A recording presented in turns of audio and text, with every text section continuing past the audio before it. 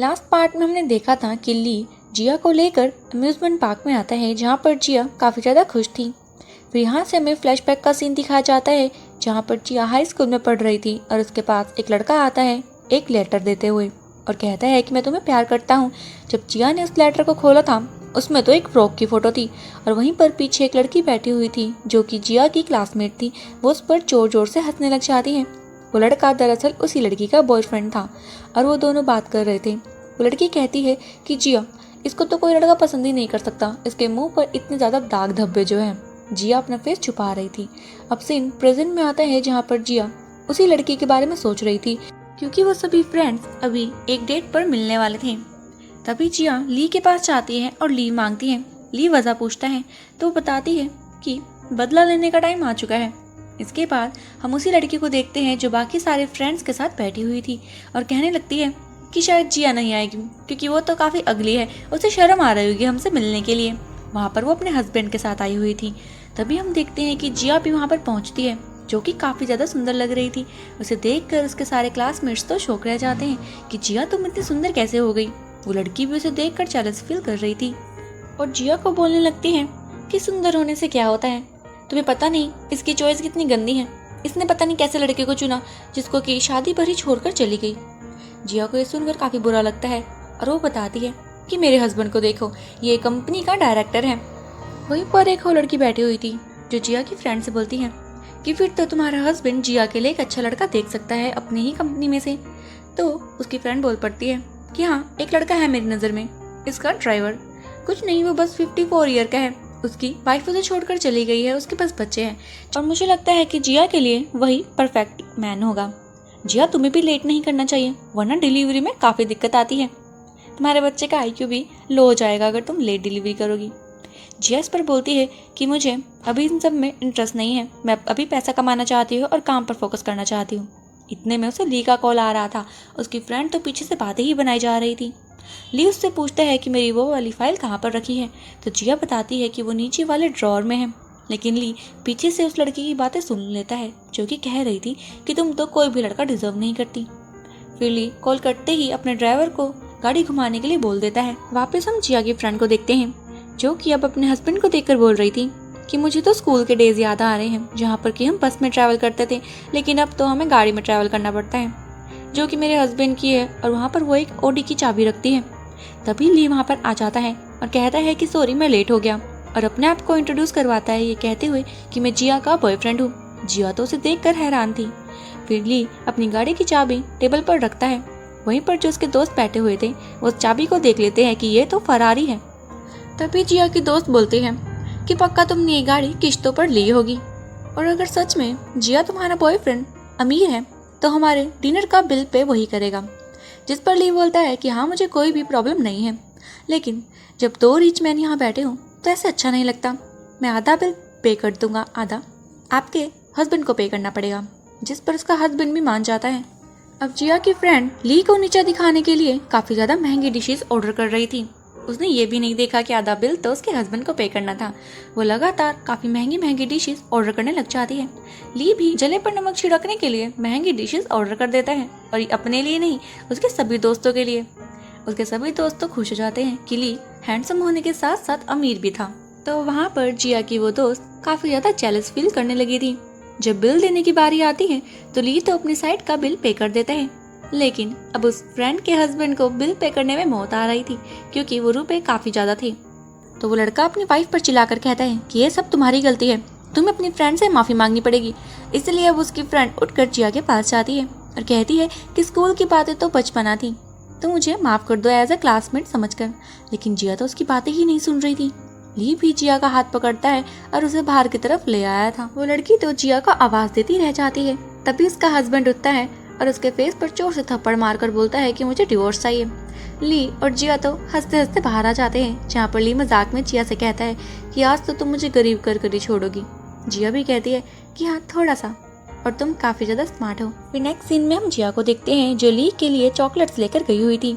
तभी वो देखती है कि ली तो एक लड़की के साथ है और उसे कुछ कपड़े दे रहा था।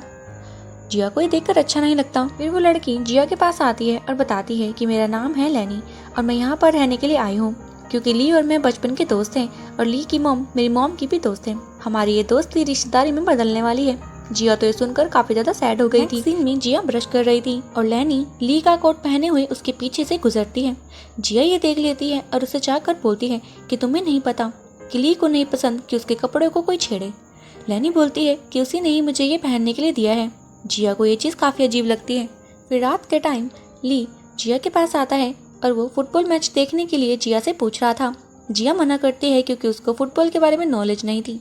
तो हम देखते हैं कि जिया अब फुटबॉल के बारे में सारी डिटेल्स निकालने लगती है। और रात को जिया और ली साथ में फुटबॉल मैच देख रहे थे कि जिया वहाँ पर काफ़ी नॉनसेंस बात करती है, जिस पर ली बोलता है कि नहीं तुम गलत बोल रही हो। जिया फिर चुप हो जाती है। तभी वहाँ पर लैनी आती है और फुटबॉल के बारे में काफ़ी बातें बताने लगी थी। उसे फुटबॉल के बारे में सारी नॉलेज थी, जिसे देखकर जिया को अच्छा नहीं लगता क्योंकि ली और लैनी काफ़ी सेम थे। तो ली वहाँ से पानी पीने के लिए उठकर जाता है तो लैनी शुरू हो जाती है कि ली बचपन से ही फुटबॉल पसंद करता था, इसीलिए मैंने भी फुटबॉल पसंद करना स्टार्ट कर दिया। हम दोनों काफ़ी सेम हैं और एक दूसरे के लिए कंपैटिबल भी है। और तुम्हें मैं एक और बात बता दूं, जब हम स्कूल में थे तो ली ने मुझे ऑफर किया था क्योंकि वो मुझे पसंद करता था। जिस पर अब जिया बोल पड़ती है कि वो तुम्हें पसंद करता था, इसका मतलब ये नहीं है कि वो तुम्हें आज भी पसंद करता होगा। इतना कहकर जिया उठकर चली जाती है। फिर नेक्स्ट सीन में जिया अपना काम कर रही थी, लेकिन उसका सारा ध्यान तो लैनी की बातों पे था। तभी वहाँ पर ली का असिस्टेंट आता है जो जिया को बताता है कि मेरे पास कुछ है तुम्हें दिखाने के लिए, और वो एक गिफ्ट दिखाता है जिसमें कि पेंडेंट था। तो जिया बोलती है कि तुम मुझे ये क्यों दिखा रहे हो। वो बताता है कि ये गिफ्ट ली उसे देने वाला है जिससे कि वो प्यार करता है कुछ ही दिनों में। जिया बोलती है कि तुम इसमें मैं क्या कर सकती हूँ। तो बोलता है कि तुम्हारा बर्थडे भी तो पास आ रहा है और मुझे लगता है कि वो तुम्हें ही पसंद करता है, वो तुमसे अपना लव कन्फेस करने वाला है। जिया चुप हो जाती है। तभी जिया को ली का कॉल आता है जो उसे डिनर के लिए पूछ रहा था। और नेक्स्ट सीन में जिया और ली एक रेस्टोरेंट में बैठे होते हैं जहाँ पर जिया का बर्थडे आ गया था। ली उसे गिफ्ट देता है और जिया काफ़ी ज़्यादा एक्साइटेड हो गई थी, लेकिन ली तो उसे आईफोन गिफ्ट कर रहा था। जी उसे देखकर थोड़ा सैड हो जाती है कि ली ने मुझे वो पेंडेंट गिफ्ट नहीं करा, इसका मतलब वो मुझे प्यार नहीं करता।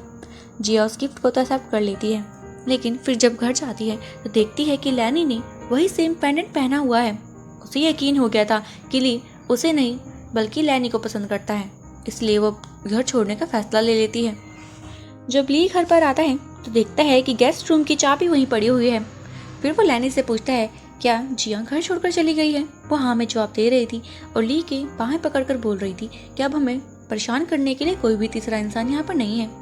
ली उसे धक्का देकर पीछे करता है कि तुम्हें मैं 1000 बार बता चुका हूँ कि मैं तुम्हें पसंद नहीं करता, मैं तो जिया से प्यार करता हूँ। तभी हमें कुछ फ्लैशबैक के सीन दिखाए जाते हैं कि जहाँ पर जब जैनी ने उसका कोट पहना था तो ली ने उसे टोक दिया था कि मेरे कपड़ों को तुम हाथ लगाने वाली हो कौन, अब से मेरे कपड़ों को हाथ तक नहीं लगाओगी तुम। और जब फुटबॉल मैच देखने की बारी आती है तो जैनी ने अपने और ली के लिए अलग से टिकट्स ली हुई थी, लेकिन ली उसे मना कर देता है ये कहते हुए कि मैं तो जिया के साथ मैच को देखने के लिए जा रहा हूँ। तब भी लैनी को गुस्सा आता है और वो बोलती है कि मैं तुम्हें स्कूल टाइम से प्यार करती हूँ, तुम्हारे लिए ही मैंने फुटबॉल को पसंद किया। ली बोलता है कि मैंने फोर्स नहीं करा था, मुझे जिया इसीलिए पसंद है क्योंकि वो अपने मन की करती है, उसने मेरे लिए फुटबॉल पसंद नहीं किया, मुझे यही बात उसमें पसंद आती है। फिर हम देखते हैं कि वो नेक पीस लैनी के हाथ में लग गया था। ली उसे टोक कर चाहता है कि उसको जहाँ से उठाया है वहीं रख दो क्योंकि वो इसे जिया को देना चाहता है और अपने लव को भी कन्फेस करेगा। लैनी जानबूझकर उसी नेक पीस को पहनकर जिया के सामने जाती है ताकि उसे गलतफहमी हो जाए, और होता भी ऐसा ही है। अब सीन प्रेजेंट में आता है जहाँ पर ली लैनी को धक्का देकर घर से बाहर निकाल देता है। लैनी कहती है कि तुम्हें क्या लगता है कि वो तुमसे प्यार करती है, वो सिर्फ तुम्हारे पैसों से प्यार करती है, तुम रिग्रेट करोगे इस बात को लेकर कि तुमने मुझे घर से निकाल दिया था। ली बोलता है कि अगर वो मेरे पैसों से प्यार करती है ना तो मैं और ज़्यादा पैसे कमाऊंगा ताकि वो मुझसे और ज़्यादा प्यार करे। फिर ली अंदर आ जाता है और कॉल लगाता है जिया को और बोल रहा था कि आज तो मैं उसे बताकर ही रहूँगा कि मैं उससे कितना ज़्यादा प्यार करता हूँ, लेकिन जिया उसकी कॉल नहीं उठाती। फिर हम जिया को उसकी फ्रेंड के साथ देखते हैं जहाँ पर उसकी फ्रेंड उसे खाना खाने के लिए बोल रही थी, लेकिन जिया मना करती है और कहती है कि मुझे टूथैक है। तो उसकी फ्रेंड बोलती है कि फिर तो तुझे डॉक्टर के पास जाना चाहिए। वहीं हम एक लड़के को देखते हैं जो कि फोटोज क्लिक कर रहा था और जिया देखती है कि वो तो हमारी ही फोटोज क्लिक कर रहा है और उसे जाकर पकड़ लेती है और कहती है कि तुम्हारी हिम्मत भी कैसे हुई हमारी फोटोज क्लिक करने की। वो लड़का बोलता है कि मैं तो अपनी वाइफ की फ़ोटो ले रहा था। जिया बोलती है कि मेरी फ्रेंड तेरी वाइफ कब से हो गई। तो वो उसे बताता है कि मैं अपनी मोटर बाइक की फ़ोटो ले रहा था। जिया जब उसका फ़ोन चेक करती है तो वो सच कह रहा था। जिया फिर उसे बोलती है कि तुम्हारी वाइफ तो काफ़ी ज़्यादा सुंदर है और उसे टाल कर भाग जाती है। फिर जिया नेक्स्ट सीन में डॉक्टर के पास आई हुई थी। तो डॉक्टर जब उसके पास आता है तो जिया उसे देख कर पहचान लेती है कि ये तो वही लड़का है और बोलती है कि मुझे दांत नहीं निकलवाना। लड़का बोलता है कि आपको बिल्कुल भी दर्द नहीं होगा। थोड़ी देर बाद जिया बोलती है कि क्या दांत निकल गया? डॉक्टर बोलता है कि हाँ बिल्कुल, तुम्हें जरा सा भी महसूस नहीं हुआ होगा। जिया बोलती है कि हाँ, तुम तो काफ़ी अच्छे इंसान हो। फिर जे उसे कुछ चीज़ें बोलता है जिसका उसे ध्यान रखना था, जैसे कि उसे ड्रिंक नहीं करना था। नेक्स्ट सीन में जिया को उसकी फ्रेंड के साथ देखते हैं, जहाँ पर उसकी फ्रेंड उसे ड्रिंक करने के लिए बोल रही थी। जिया मना करती है कि ना मैं कुछ खा सकती हूँ, ना मैं कुछ हार्ड खा सकती हूँ, ना मैं कुछ ड्रिंक कर सकती हूँ, लेकिन उसकी फ्रेंड तो जिद करने लग जाती है। जिया बार बार मना कर रही थी, इसलिए उसकी फ्रेंड अब अकेली अंदर चली गई थी, जहाँ पर बाहर की तरफ एक लड़का आता है जो जिया को परेशान करने लग जाता है और बोलता है कि क्या तुम मेरे साथ नहीं चलोगी। जिया मना करके वहाँ से जाने लगती है तो वो लड़का उसके साथ जबरदस्ती करने लग जाता है। इतने में जे वहाँ पर अपनी बाइक के साथ पहुँच गया था और उस लड़के को अच्छा सबक सिखाता है। जिया को बोलता है कि तुम्हें मैंने कहा था कि अच्छे से अपने दांत की केयर करना, इसीलिए एज अ डॉक्टर मैं तुम्हें यहाँ पर देखने के लिए आ गया था। और फिर वो जिया को बिठाता है और कहता है कि सारी की सारी चीज़ें याद करो जो कि मैंने तुम्हें करने से मना किया है। फिर वो उन गुंडों से लड़ने लग जाता है जो कि जिया को परेशान कर रहे थे। जब वापस आता है तो जिया बड़ी क्यूट लग रही थी उन्हीं चीज़ों को काउंट करती हुई। वो लड़का फिर उसके सर से हेलमेट निकालता है और कहता है कि काम हो गया। जिया बोलती है कि हाँ। तो बोलता है कि तुमने काम अच्छा किया है, लेकिन रिवॉर्ड के लिए मेरे पास कुछ नहीं है, लेकिन हाँ मेरे पास एक ऐसा लड़का है जो कि तुम्हें अच्छे से प्रोटेक्ट कर सकता है, तुम्हें खुश रख सकता है और हमेशा तुम्हारे साथ रहेगा। जिया बोलती है कि कौन? जे बोलता है कि और कोई नहीं, मैं। इतने में ली वहाँ पर पहुँच जाता है जो जिया से कह रहा था कि तुम मुझे छोड़कर कहाँ चले गई, मैं कब से तुम्हें ढूंढ रहा हूँ, और बोलता है कि मैं तुम्हें कुछ बताना चाहता हूँ। तभी जे जिया के कंधे पर हाथ रख देता है। तो ली पूछता है कि ये कौन है। जे अपने आप को जिया का बॉयफ्रेंड बता रहा था। तो ली अब अपनी बात पलट देता है कि तुम्हें कल मीटिंग में आना ही होगा, जिस पर जे पूछता है क्या फैमिली मेम्बर भी आ सकते हैं। ली जाते टाइम बोलता है कि जैसा तुम्हें सही लगे। नेक्स्ट डे हम उसी मीटिंग पर देखते हैं जहाँ पर सारे के सारे कलीग्स पहुँचे हुए थे।